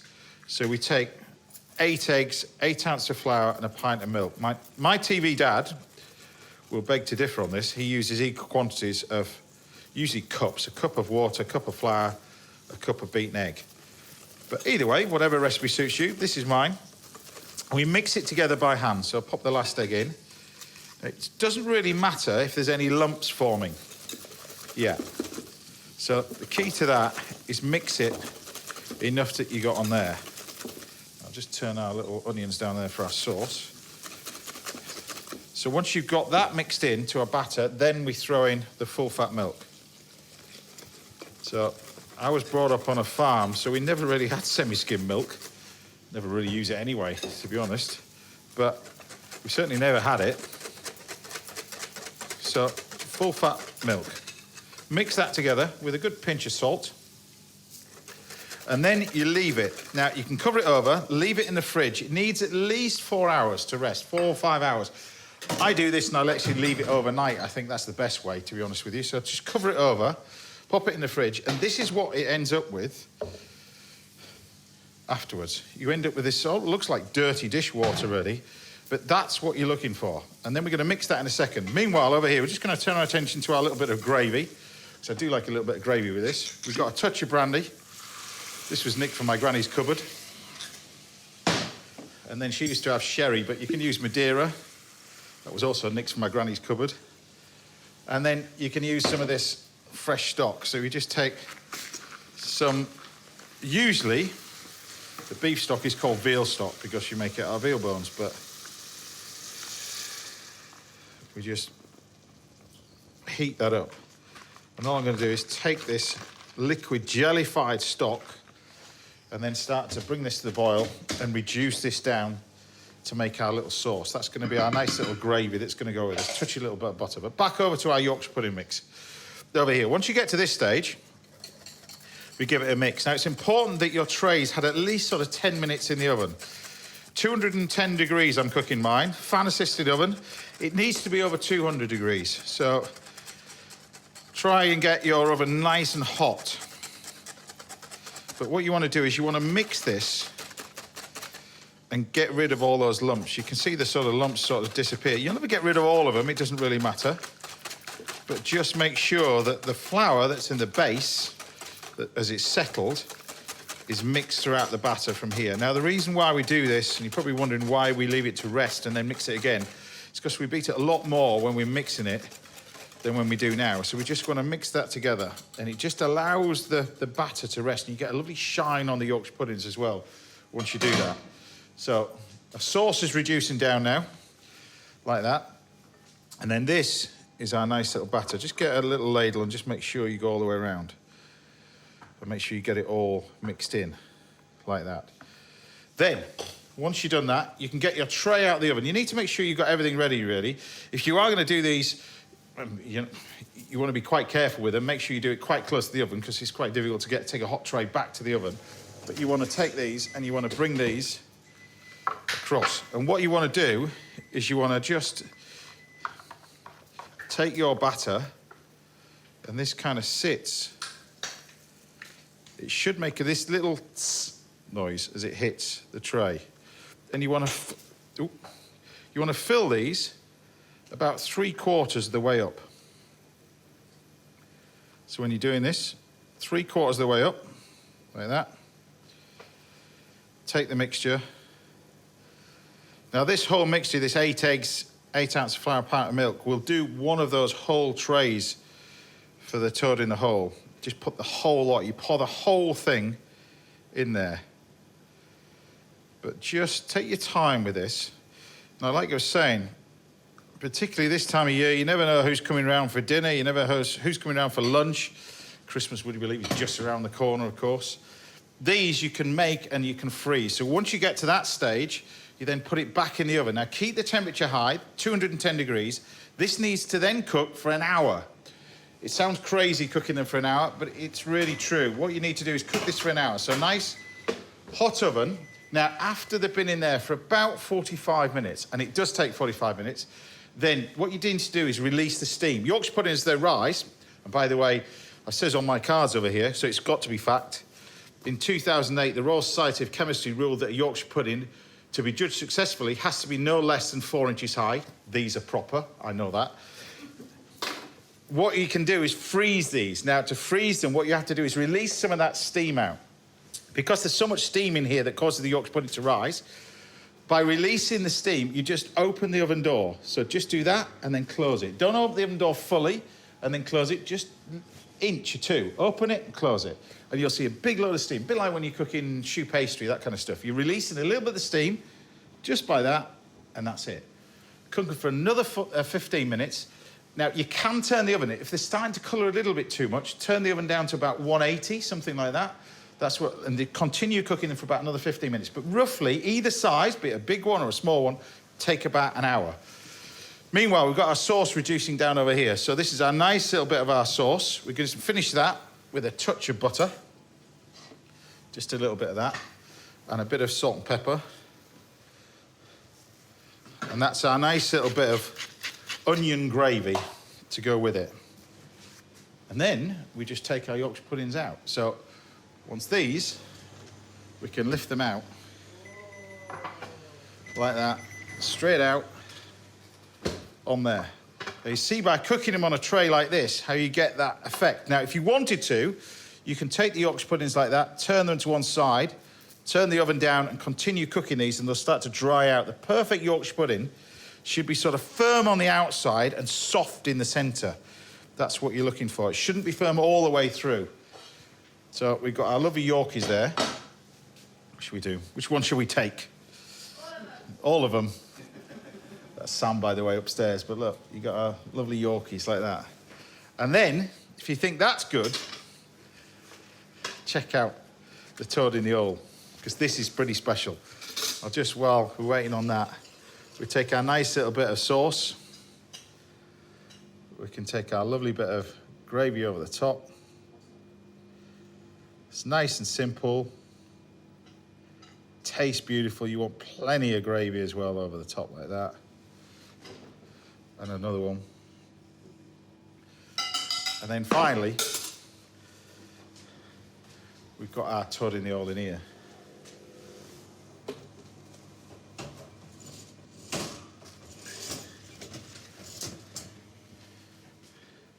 Never eat anything bigger than your head.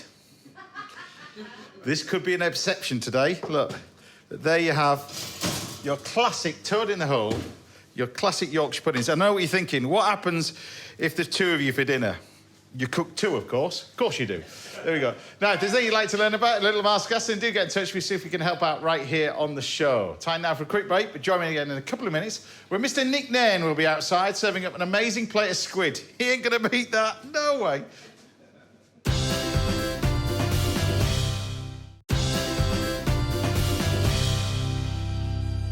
Welcome back. Now we're serving up a show-stopping blackberry and apple crumble for my guest Anton de Beke. That's coming up next. I think you're looking forward to that. I am indeed. Exactly. But first, I'm here with the Scottish chef, this chap over here, and Cyrus. But the Scottish fellas, restaurant empires, bounce back from fires and floods to be raised from the ashes to serve some of the finest food you'll find anywhere north of the border. It's the brilliant Mr. Nick Nairn. Thank you very much. Thank you very much. Great to have you back at the house. What are we going to do with it? Beautiful bit of squid. Bit of squid, char grilled. We're going to make an Asian salad. When I say we, you are going to make an Asian salad. I'm going to be doing all that as well. Bit of Chinese leaf, cucumber, you know, all the sort of things that work in Okay. there. Mint, coriander, edamame beans. Meanwhile, I'm going to start prepping the squid. So we've got lovely fresh squid tubes here. So you're marinating the squid first. I'm going to marinate the squid. We call it chili squid, so it's going to just get a marinade. Just a little bit of green chili, which just gives it a little bit of zing. But it's important when you're marinating squid that when you char grill squid, you just score it on the inside. So when you open it up, this is the side you want to score it, not the other side. And you can either just do it all in one direction like this, or you can turn around and do it cross-hatching like that. Which tenderise it a bit. It does tenderise it a bit. It allows it to absorb a little bit more of the marinade. Just cut that into bits and pop it into that bowl there. We'll add the chilli to that. I'll just do another one. Indian spices in squid. Plenty. Plenty? The most popular thing in Goa is stuffed squid. The whole stuff. Whole stuff, baby squid. Yeah. So squid, I think either you want it really quite not too cooked or quite cooked. Not too cooked or really quite cooked. Yeah. But in because So otherwise, either you eat rubber or you eat something nice and soft. Yeah. So, but this tenderises it as well as the marinade is going to do that as well, I suppose. The lime is going to tenderise it a little bit, I suppose. It will a bit. But it's mainly the flavour that I'm looking for, because this is beautiful fresh squid. It's not tough at all. It's not going to take a lot of tenderising. A bit of green chilli. You can leave the seeds in if you want. I think I'll take them out. Now, I mentioned the restaurant, which we've got to tell us about the restaurant then. First of all, it's reopened. It's reopened. Yes. Because it was devastation for I remember when this happened. It happened so fast as well. Yeah, I mean, it was within 15 minutes, it went from being a running, working restaurant to a smoking ruin. And it was luckily nobody was hurt, but it's taken 2 years to rebuild it. We've been open for 6 weeks now. And it's been fantastic. I mean, it really is what a relief just to get the thing up and running again. And we've had some kind of We had a little bit of an interesting start. So we opened with the small plates concept that I really wanted to do. It turns out in the centre of Scotland, and maybe we stepped too far. So we've had to kind of just change the menu a little bit and go back to sort of more conventional a la carte. But that's been really successful. It's interesting that where you sat there, you think of an idea with the restaurant and what your idea is. You go, this is what I want to do. And then the reality is you open the doors and you go, no, that's not quite right. That's not going to... Yeah, But we have old-timers who don't like that. But you've got to have the... You know, you've got to have the ability to change and go with what people want. Well, that's hospitality anyway. It is really. hospitality, That's yeah. You can't please everyone either. Yeah. No, you cannot. Although you try. You try, We do. all the time. So this is classic Nairn Jim, which is just the most amazing dressing. It works as a dipping sauce or a dressing. Right, so And I what think have it you makes got in here, everything then? So equal quantities of caster sugar, lime juice and fish sauce. And then you can add anything you really like to it. So I'm going to add some chopped garlic, a little bit of chili flakes, and the stems, the stalks of coriander, which I think have got more flavour and better texture. So a spoon over there. Thank you very much. So this is and the secret of this thing is always to taste it. So you've gone from sort of the tapas places to what is it now? What do you... Well, it's a more conventional a la carte menu. It's just delicious modern food. It's what you kind of want to eat. And it sort of celebrates seasonal Scottish produce. So you have a lot of tomato salads, a lot of chanterelles, a lot of mackerel, that kind of thing on the menu. You do have amazing stuff in Scotland, though. You're just rolling around going chanterelles. They're on the doorstep up in Scotland. The most amazing seafood. You're kind of spoilt for choice up there, aren't you? Really? We are, especially this time of year as well, as the seasons start to change.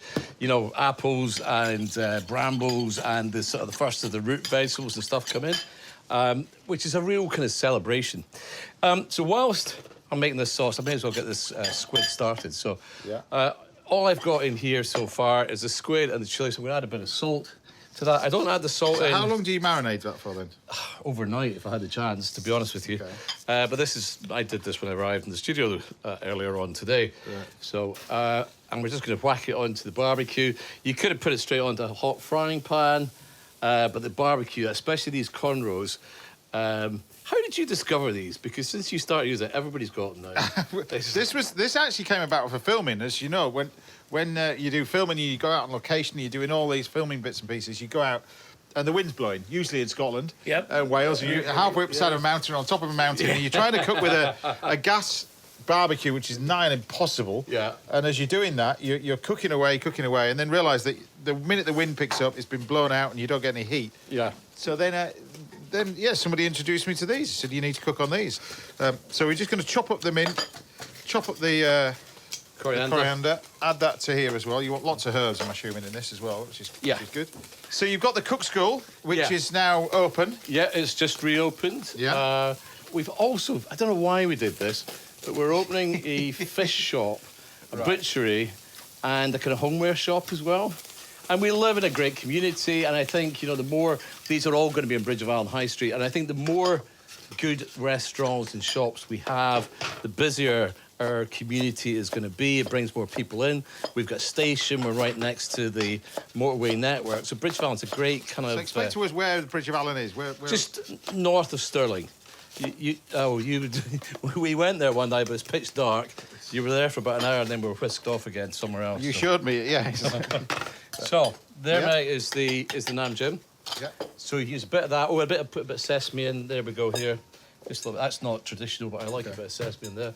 And the squid is just about done. I would just need a little tray to take that off on, or a bowl, or something. I will get a tray. Carry on. Excellent. So carry on. So I like the squid with a bit of colour on it. I like to see some caramelisation. I don't like it to be too anemic. So I have let it kind of catch a little bit, but I think that's part of the character. How long does it take to cook? Oh, start to finish, 2 minutes, maybe 3 minutes top, something like that. Oh, the squid, right? Yeah. Advantage you've been in my house. How many trays do you want? Thank you very much. Beautiful. Little tray, small tray, big tray? Big tray, any tray you like. Right. So that's okay. It's a very James Martin answer to that question. Right. So lose this out just of the way. get bits. Everything wants to have a little bit of that lovely colour on the outside, that caramelisation. I've just put a wee bit of lime juice and salt over the top of it, and just about done now. And I love the way the kind of squid curls and you get those lovely little That's bits. because you're doing the inside, isn't it? Yeah, really? you cross-hatch the inside and it will just curl up like that. And out that comes. So if you want to put some salad in there. I'll put a little bit of that because I don't want to use all the dressing. Yeah, don't use all the way. Put a wee bit over the outside. Just about done here. Okay. So we need one of your nice bowls. I don't know where these came from, but they're absolutely stunning. So if we just dress this in, a little bit of that salad in here. Yeah. And it's kind of somewhere, I always think it's halfway between a salad and a slaw. Yeah. And then we're going to take the squid, and we're just going to put these little bits in here. You can do a bit for Cyrus. That's a marvellous idea. I think he'll be very happy with that. Bit in there. Looks so good, doesn't it, this? In there. Steaming. A little bit of tentacles. A few edamame beans over the top. I like edamame beans, didn't I say edamame? And then maybe just finish it off with a little bit more of that dressing, which I had a spoon just there. Thank you very much. So is this some of the dishes that you've got in the? I take it this is for the. Yeah. The So we've got obviously we've still got Nick's restaurant up at the Cook School where you've been before. Yeah. But yeah, that is exactly the kind of food that we cook. Really nice, fresh. Thank you very much. You've given me the best Reminder. bit. Reminded him. Just a small reminder. So give us the name of this dish because it looks and it smells amazing. So that's just a little bit of char-grilled squid, Asian salad, nam jim dressing. Just something in October. There we go. Think Nairn, everybody. Thank you.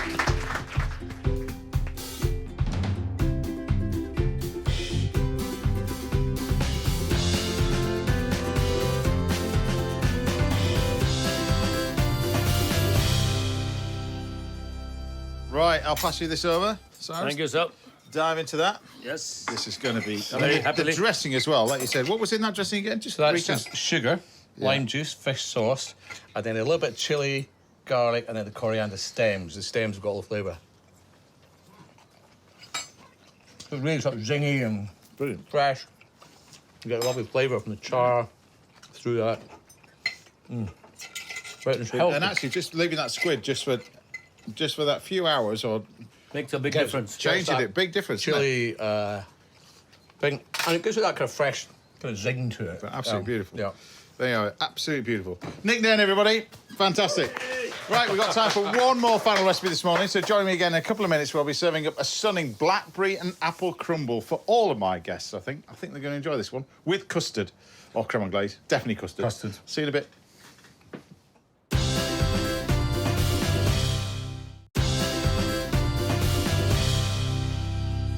Welcome back to the final part of the show. I'm back in the kitchen with Nick. We've got Cyrus and, of course, the one and only Anton de Beke. And I was looking at the long list of food that you like as well, and I decided to go for this because I think this is perfect for this time of year. Apple and blackberry crumble with fresh custard. Look at your face on that. Tell you what, this is the best day ever. I couldn't get you to peel the apples. Later. This is amazing. Get all the good jobs. So you're going to be doing that. And then we're going to make a nice little custard. So for our custard, we're going to infuse a little bit of milk and cream. Can I have a skin on me custard?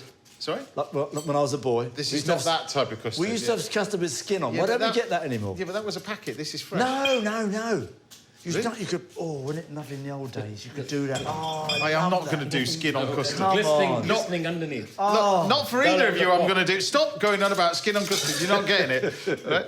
Don't give me that creme anglaise rubbish. Well, this is tiny. Well, yeah, you're getting that. No, we don't want any of that weak and runny stuff, do we? We want custard you can cut with a knife. That's the stuff we want. This is not that one. I'm sorry. But then we're going to basically just take our milk and just gradually warm it up. Meanwhile, our apples, we're going to chop all these lot up. I'm going to do this raw. A lot of people make the crumble and they cook the fruit beforehand. I don't with this. I just chop it all up, mix together with a bit of sugar. What difference top does it it with make if you do cook it before? massive? I think a big difference in terms of the flavour.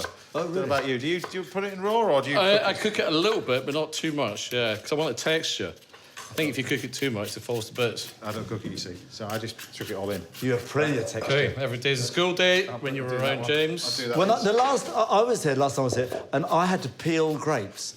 I feel like Nick That's Nairn twice and you I mentioned that. are There like was a kindred spirit. Is that not for a dish? Is there a dish with peeled grapes? There is indeed. Yeah. Sol Veronique. Thank you very much. Sol Veronique. Sol Veronique sounds something of the aquatic variety. We weren't doing I Sol made Veronique, mine I was with, just giving it with something chicken. to do. Feeling Veronique. Yeah, we weren't cooking that dish. It was just giving you something to do, I think. That's what it was.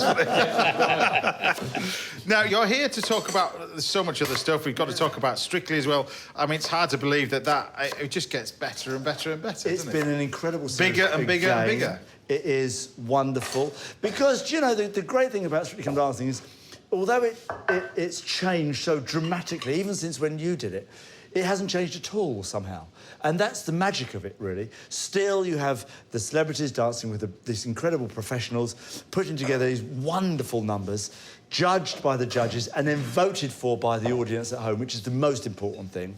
But with wonderful costumes and brilliant VTs and fabulous... The camera work is incredible. The AR, we have this thing called AR now, called augmented reality, which you see at home. You don't see it in the studio. These wonderful images on the screen. It's so brilliant. And again, it's the best of the best, really. The best of television on telly. Yeah. During well, it is. I mean, you know, if there is a Saturday night show, then that is. It's the ultimate. It's the ultimate thing, really, because it gets everybody together watching television, as it sort of was always meant to be. Yeah. But it's also that people love that journey. The old J word, we love that because we love to see how people start and how they go on because we follow them, we invest in them. I'm talking as an audience member. Because we love it and we want to see how people get on, and we want to see the relationship between the pro and see how they're working together. And there's the ups and the downs. And some weeks you have a great week, and other weeks you have a terrible week. And will they come back? They get through, massive sigh of relief. On you go again.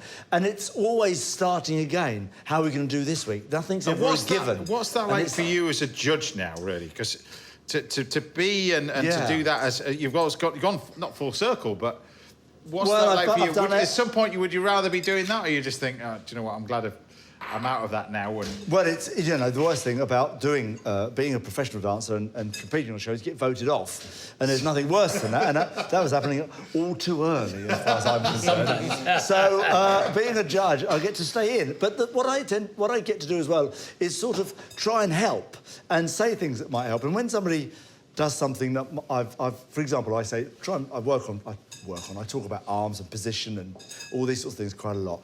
And when I genuinely see that's improving, you feel like you've helped in some way. Because I always try and give something they can use moving forward. Because he gave you a little bit of advice that didn't help you, did it? Because you guys have actually met before. Yes, many years ago we did a show together. So Anton, first time round, said everybody can dance. Everybody, let me show you. It's very 1, 2, 1, 2, 1, 2. And after about 10 minutes, you gave up. I said, our paths will cross again. And they did. Turns out, not everyone can dance. Ladies and gentlemen, you look at him right here. 2 left feet. A stint on Strictly would do you the world of good, though, I think. It will do it well. Yeah, do you the world of good. So, look, we've got our nice little crumble over here. This is the raw crumble, and what I do is basically just pop this straight in the oven. Genuinely, you do it like that? Yeah, I just leave it there. This is how Gran used to do it. So you you get the fruit, you put it in a dish. Get the fruit, mix together with a bit of sugar. Crumbly top. Bit of sugar in there with the fruit, not too much. No. Cover it with lemon the raw juice, crumble. do you do the lemon juicy don't thing? need any of that. Just put the crumble over the top and just put it in the oven. That's it. 45 minutes to an hour. Bit of sugar. That's Whiz on the crumbly 45 top. minutes in the oven. So Let the apples do the 45 job. minutes. Yeah. Let the apples How long? On what temperature? 45 minutes at 180. 180. And it'll work. 45 minutes at 180. At 180. So we've got in here, this is our little bit of custard. So we've got our egg yolks and our sugar. Don't add the sugar too early, because otherwise the sugar then cures onto the egg yolks. Then you get a little skin on the top, you know that. Yeah. Little skin on the Skin on the top. And we'll take our eggs with the sugar and mix that onto there. Hello. So he's Go making the other way. anglaise. What's he making? An anglaise. You're making an anglaise? I'm making a custard, Chief. You're making an anglaise? Don't wind him up. It's just like, it's throwing a net and he'll catch it straight away. Don't wind him up. Anglaise? Right, and then we've got a little bowl over here. But meanwhile, tell us about this book, because you're here not only because you got the Strictly thing, you just finished up. This is book number 6? Number 6 in the series, yes. This follows on from the stories that you had on last time you were here, but tell us about it. It's set in the 1930s? No, 1940s, early part of the 1940s, into the Second World War. And Raymond's gone off to Africa to fight Rommel. And then we delve back into Raymond's past as a young lad in Paris, in actual fact, learning to dance under the guide of Georges de la Motte, who... well, I'll tell you about George de la Motte. Really is a man. Is George you in the book? No, George is a man called John Delroy, really, who was a great teacher of mine and sort of made me the dancer I am, really. He was... you must have had somebody, and you must have had... Ken Alson was mine. Ken Alson, if you're watching. Ken Alson was mine. I owe you everything. Well, everybody, I feel, a lot of people have someone that changes their life. We all have lots of teachers over the years, but there's always, a big word, someone who changes your life. But look, this is what happens when you put the crumble in. Look at his face. Like this. Wow. I think that's how you cook a crumble. I just remember my granny doing it this way. I love it like this. And the word, so many chefs deconstruct a crumble. I was in a restaurant the other day and they just... Deconstruct a crumble. Don't do that. What is doing that? Don't do that. Yeah, by definition, a crumble is basically a deconstructed pie anyway. How much more deconstructed do you want Can you it? do? Yeah. I mean, it's basically just give them the ingredients. They'll knock it up themselves. It was a 25 quid deconstructed dessert. That's what it was. But look, But it's the play between the topping and the filling that is everything in a crumble. Well, the thing about it is it makes it go chewy as well. That's what you want. You want Chewy that. and crispy. Between the... Isn't it lovely? Wobbling. Isn't it nice? So you got a little bit of that. Can I have a and bit then, more of course- topping? You want a wobbly custard or something? I'm sorry, I haven't got skin on this custard. But if we wait He about wants a wobbly one. what a wobbly He wants a custard. wobbly custard. Oh, that's not bad, you know. Good. You're about to get it on your suit. He knows what he's doing. And look, you take your custard. He's had all this training and he's just done one of his granny's dishes. I like that. Look at that. Look, I've actually done 2 today, the Yorkshire pudding as well.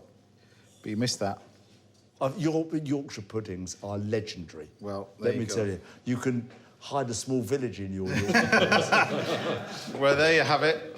My version, my granny's version, who was actually called Granny Smith, would you believe? Go on. But we used Bramley apples for this one. My version of an apple and blackberry crumble with custard, or creme anglaise, as you like to call it. Done.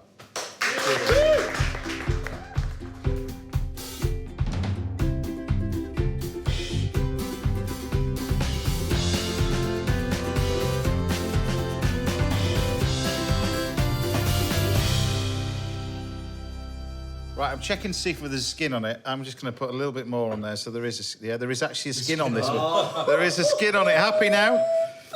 Happy guest, happy life, you see? Yeah. There you go, Chi. I'm glad you put some more in there. I thought you were rationing it off or something. Give you some more. There you go. What have I done wrong? There she is. Well, no, look, it is All right, well. That works for me. Yeah, exactly. Custard is ridiculous, isn't it? It's like perfect, isn't it? It's perfect. It's absolutely perfect. Anything else you did to this would spoil it in some way. A perfect end to a perfect day. That's it. That's all we've got time for today. A massive thanks to all my guests, Aliona and Dasha, those amazing vegetarian desserts that we had earlier. Claire Smith, Nick Nairn, Cyrus Todiwala and Anton Beke. We'll see you same time next Saturday morning. We're joined by more great chefs. Ronnie Money will be here and Judy Dew, and singer Joss Stone and Carol Vorderman will also be here as well. Until then, take care, stay safe. Thanks for watching, everybody. Bye for now. Custard. It's custard. Proper. Do you want some more custard? Yeah, do right.